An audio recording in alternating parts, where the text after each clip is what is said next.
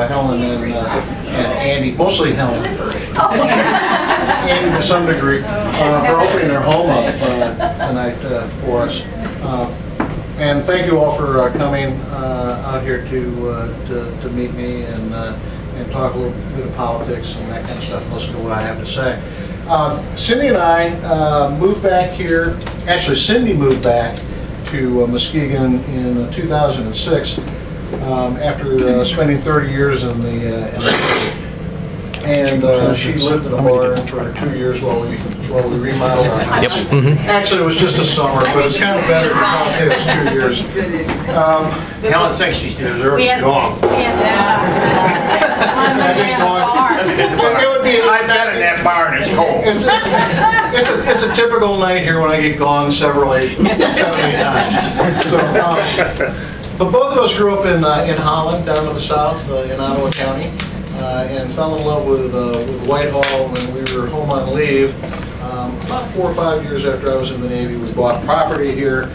We were both lifelong residents of Michigan. We moved back in 2006 for Cindy, and she kind of held down the fort while I finished up some work I was doing for the Navy until 2008. And when I came back, I was a little exhausted. After 30 years in the Navy, 4 years running around as a government official. And so I took a little bit of a break, and unfortunately about that time my brother-in-law died, so I ran a plastics factory for about 4 months, not by choice but by necessity, down in Louisville, Kentucky. But during that time, as you recall, there was a turbulent time in there where we were sorting out a lot of financial issues with the nation. And it got me not only interested in the national politics, but I started looking at the local politics quite a bit. And you know, from the national perspective, you know, all of us are still continuing to be very worried about the national debt, the deficit spending, whether or not we're actually getting our money's worth out of the money that we're spending as taxpayers. But really, we have the same problem on a local scale. And you know, I had a hard time. I talked to a lot of people. I talked to Jim Riley over here, who's doing the taping during those time frames. And one of his points was, you know, why is Ottawa County doing so well and Muskegon County is doing so bad? I thought back to my time in Ottawa County when I was growing up in the 60s and very early 70s, and you know, we always looked at Muskegon as that was the big city, that was the big county, that was the manufacturing center of Western Michigan. And now all of a sudden I started thinking about that. And I go down to Ottawa County routinely because we have a lot of relatives down there. And it's growing leaps and bounds. Ottawa County has about 256,000 people. Muskegon County has about 176,000 people.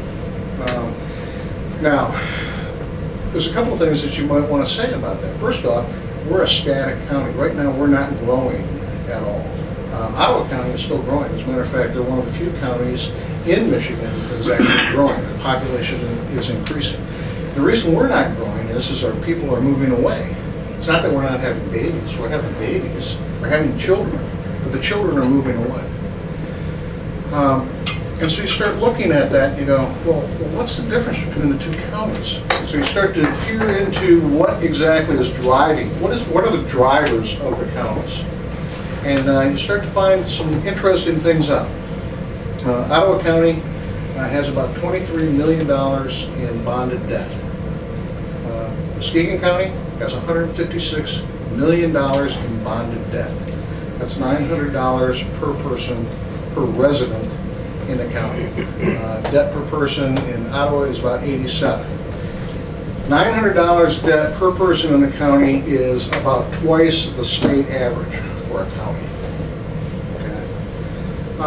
If you start looking at our pension plans, and Al Jaeger, who's one of the commissioners right now, they call him Dr. No because he's the one guy that actually reads the contracts, actually looks at the things that are being passed, and then says, I'm not going to vote for this.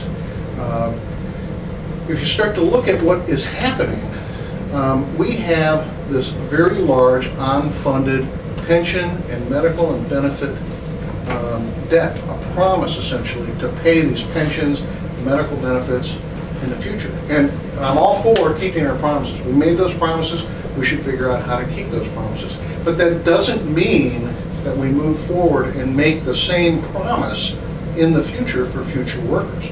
We need to bring that unfunded down. And that unfunded is about $110 million. Okay, that's in addition to the $156 million of bonded debt. Now on top of that, if you think about this, we're about to have a roll-in on a new jail. And that can cost anywhere between, and Alan, correct me, it's between $15 and $30 million that we're talking about spending on this new jail. And that is only the initial cost. It's not the programmatic costs in the future. It's not the money that we're talking about for operations. It's not the money for continuing costs, over a period of time. All of those things start to add to the debt and the burden on the taxpayers. Now you would think that if we're in such bad shape, it's obviously because we're not collecting as much taxes as we need. Well, if you look at the tax rates, the tax rate in Ottawa County is 3.5 mils, and up here it's 5.7 mils. Our tax rate is about another third above that of Ottawa County. So what's the difference?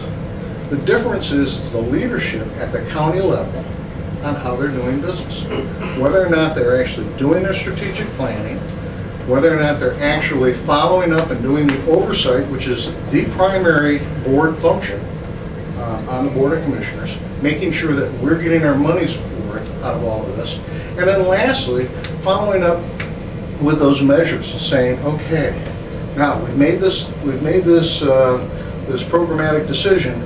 Did we get the money's worth out of this? Did the dollar go there, and did we get a dollar's worth back out of it? A good example of that is Brookhaven. About 6 years ago, Brookhaven, 6 years, 5 years, 6 years, Alan, you probably know.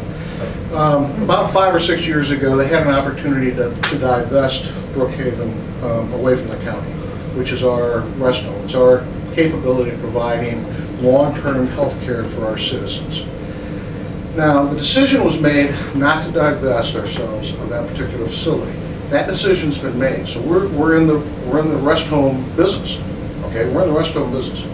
But once you've made that decision, then what you have to do is you have to actually manage that decision. You have to hold the oversight on that decision. About 8 months ago, all of a sudden there was a fairly surprising vote at the commissioner level that they didn't want to share with the citizens. And the reason why they didn't want to share it with the citizens is they had finally discovered that they were about $3 million in the hole for Brookhaven, and they were making a $2 million loan back to Brookhaven, and they didn't want to share that with the citizens. Another interesting part of this, you can tell who some of the people I've been talking to. Jim Riley was smart enough that when he was there and tried to ask some questions. David was the guy who did it, and Andy. And Andy were smart enough to say, wait a minute, you're violating the open meetings law by going behind doors and making this decision. We want to know what that decision was based on. They filed a Freedom of Information Act. The board absolutely rejected it, would not give up the information, so they took them to court. The board lost. Okay? And so what we're talking about is we're talking about the trust between our elected officials and our citizens. And that's why I'm running. I didn't get up one morning when I was 10 years old like Bill Clinton did and say, oh, I want to be the President of the United States, and his whole life was dedicated to being the President of the United States. At no time in my life when I was young did I wake up one morning and go, you know what, I want to be a county commissioner. No possible way. And I've had a full and exciting life as a naval officer, commanding ships, being in charge of a squadron of ships, running the largest naval training facility in the United States Navy. All I really wanted to do was to come home, live in a place that I consider paradise for myself, and do well. But I can't stand idly by when I see that there is a competency problem at the board level. And that's really what we have, a crisis in competency. We need people who are competent. who have the skills, the ability, the experience to do a job. I've got those skills. That's what I did. I managed $100 million programs or budgets, billion-dollar programs, ran organizations in excess of 1,500 people, did this for numbers of years. And so I decided that I should step up and at least offer my services to the citizens, and if they want me to serve, then I'll serve. And if they don't, I've already had one question here tonight that said, well, if you don't get elected, are you going to run again? Well, I am stubborn enough that I will do what I have to do over a period of time to try to get the problem solved. And I give you my pledge on that. So, amen. Thank you very much. I'll answer any questions if anybody has any. Also, we'd like to recognize Annette Smedley, who is also here tonight. She had a successful primary. Unfortunately, it was against David. But thank you, Annette. Thank you very much. Fred, can I just make a comment? Absolutely. If I could, because I'm going to do it for the benefit of the camera also. Well,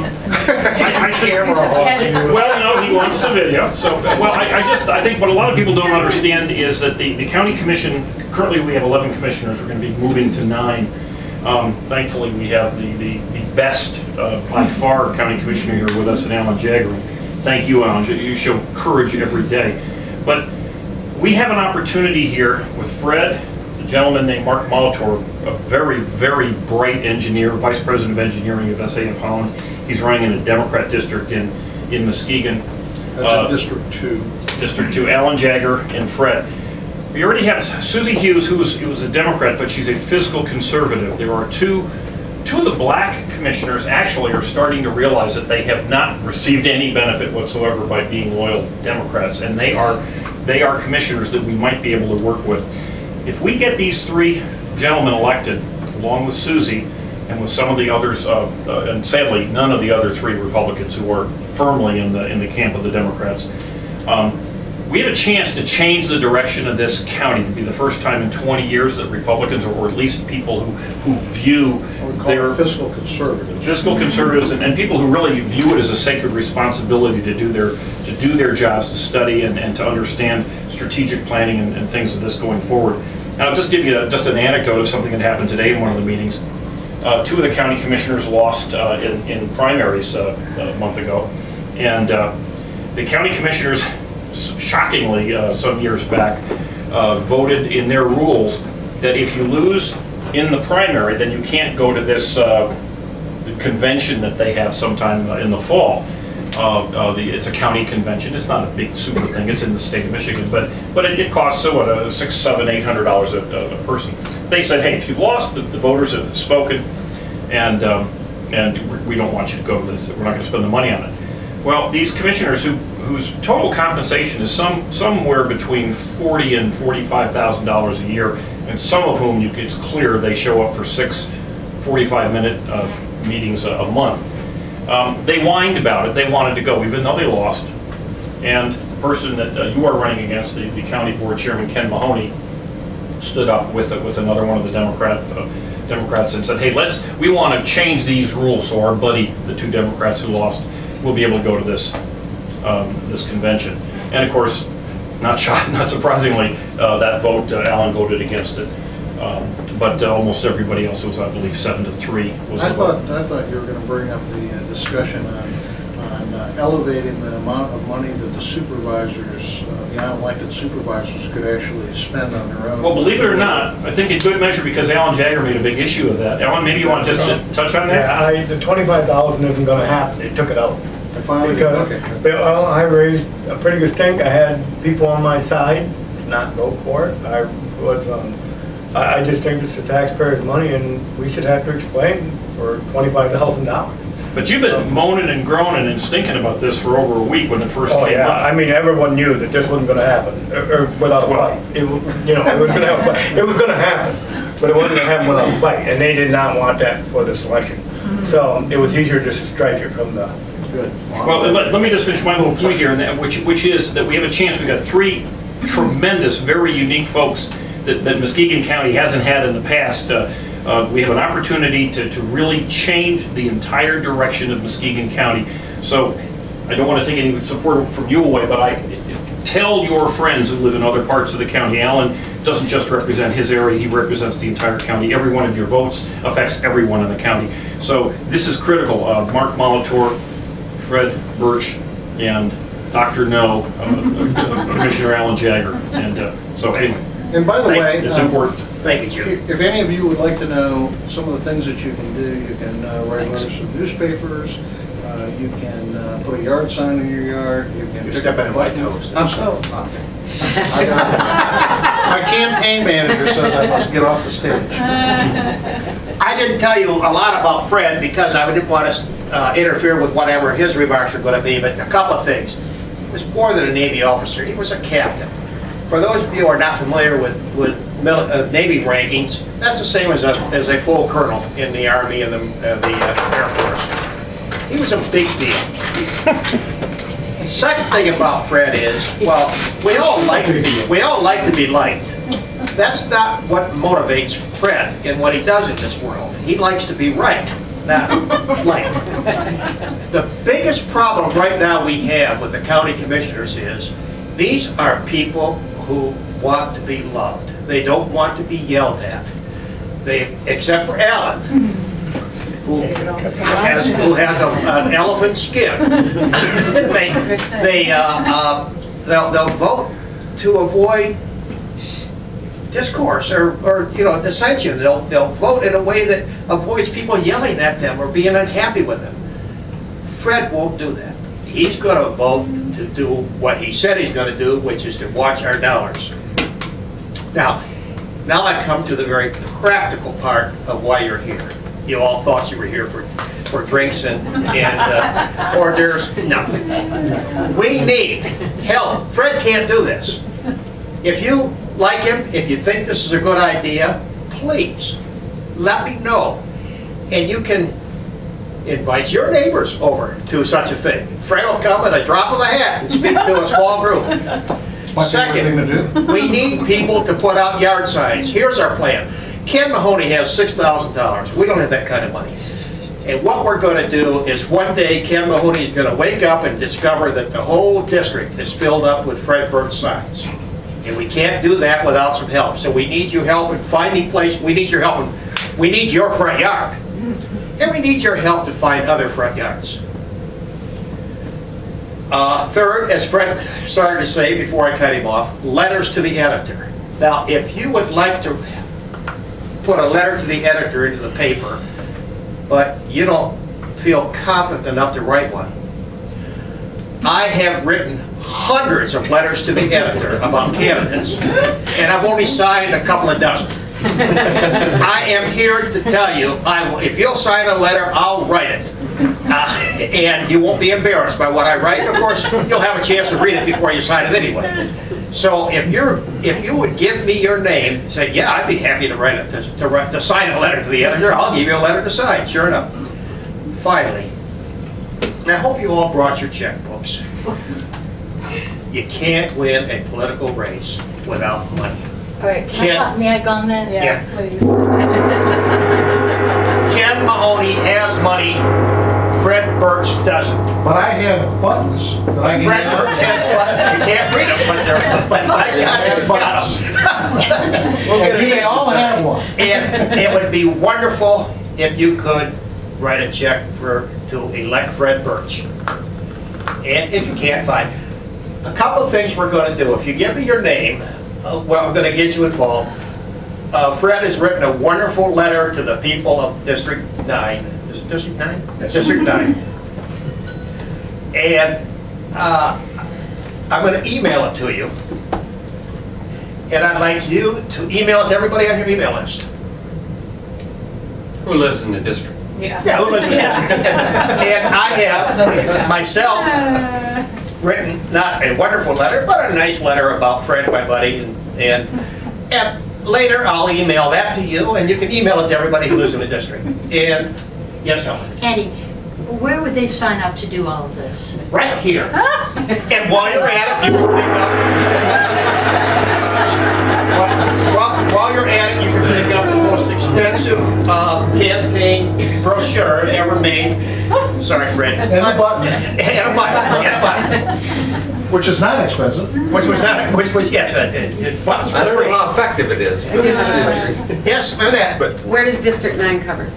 District 9 is the east part of Dalton Township, east of US 31, Blue Lake Township, Whitehall Township, City of Whitehall, City of Montague, Montague Township, and White Lake Township. White River. White River Township, White River Township.